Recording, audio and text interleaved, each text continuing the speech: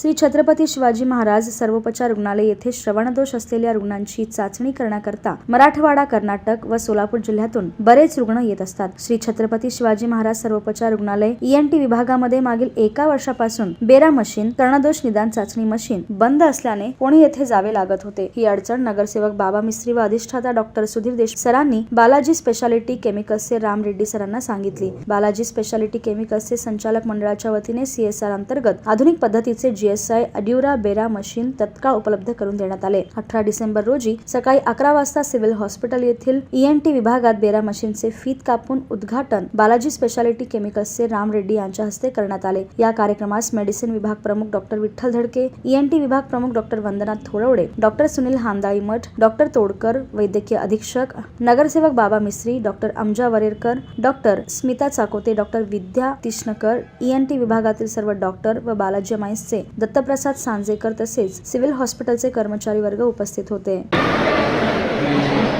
request दिले होते त्याला बाबा मिस्त्रींनी कंटिन्यूअस फॉलोअप करत होते की आपण इम्पोर्टेड मशीन आहे